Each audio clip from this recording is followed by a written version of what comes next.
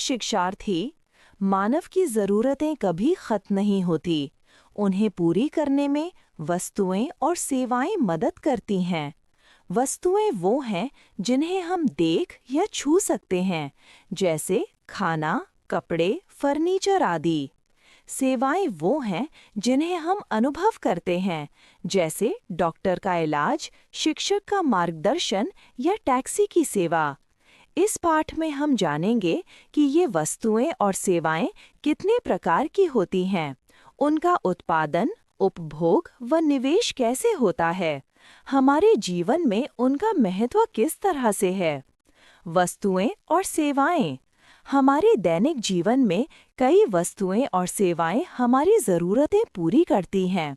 भूख और प्यास मिटाने के लिए खाना पानी, पढ़ने के लिए पेन और कागज़, रहने के लिए घर और बैठने के लिए कुर्सी जैसी चीज़ें वस्तुएं हैं, क्योंकि हम इन्हें देख और छू सकते हैं।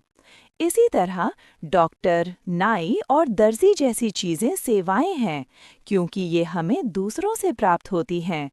इसलिए जीवन में वस्तुएं और सेवाएं दोनों ज़रूरी हैं। वस्तुओं और सेवाओं में भेद।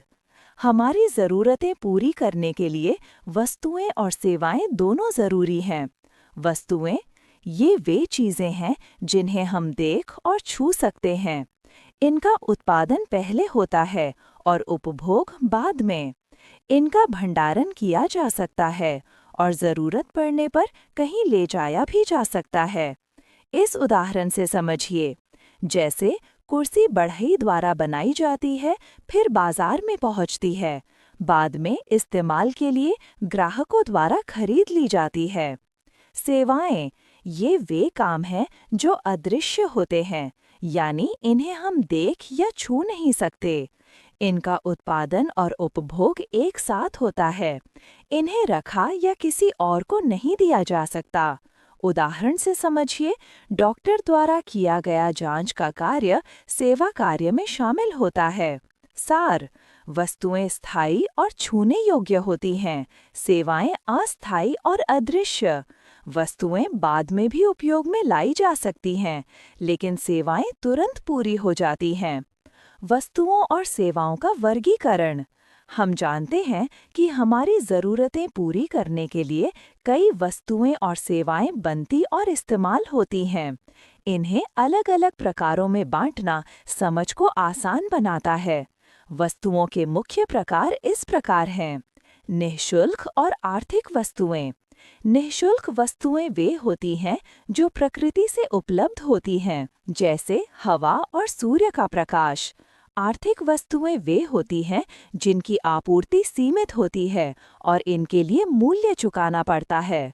उदाहरण: टूथपेस्ट, साबुन, जूते, डबल रोटी, मशीनें, फर्नीचर और पानी। ये सीमित मात्रा में उपलब्ध होने के कारण खरीदी जाती हैं। निःशुल्क और आर्थिक सेवाएं। निःशुल्क सेवाएं वे हैं जिनके लिए कोई पैसे नहीं दिए जाते, जैसे माता-पिता द्वारा बच्चों की देखभाल। आर्थिक सेवाएं वे हैं जिनके लिए भुगतान किया जाता है, जैसे डॉक्टर, इंजीनियर, वकील आदि की सेवा। उत्पादक और उपभोक्ता वस्तुएं। उपभोक्ता वस्तुएं सीधे हमारी ज़रूरतें पूरी करती हैं, जैसे फल, दूध, कपड़े।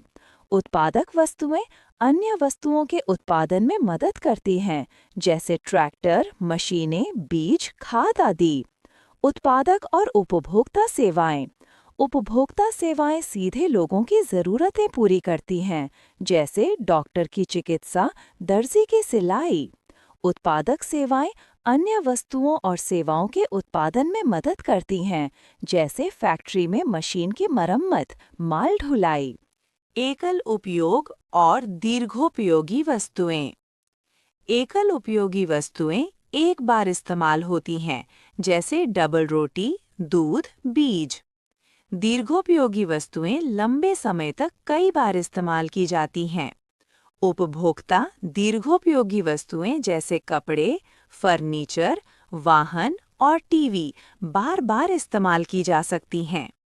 उत्पादन में इस्तेमाल होने वाली दीर्घोपयोगी वस्तुएं जैसे मशीन, औजार और ट्रैक्टर भी कई बार काम आते हैं। बार बार इस्तेमाल से ये वस्तुएं घिस जाती हैं और उनका मूल्य धीरे धीरे घटता है। निजी और सार्वजनिक वस्तुएं। निजी वस्तुएं व्यक्ति के निजी स्वामित्व में होती हैं, जैसे आपकी घड़ी, किताब, स्कूटर। सार्वजनिक वस्तुएं समाज के सभी लोगों के लिए होती हैं, जैसे सड़कें, पार्क, टाउन हॉल। इस प्रकार वस्तुएं और सेवाएं उनकी प्रकृति, उपयोग, उत्पादन, भंडारण और स्वामित्व के आधार पर वर्गीकृत होती हैं। इससे हमें उनकी उपयोगिता और महत्व आसानी से समझ में आता है। अर्थव्यवस्था में वस्तुओं और सेवाओं का महत्व।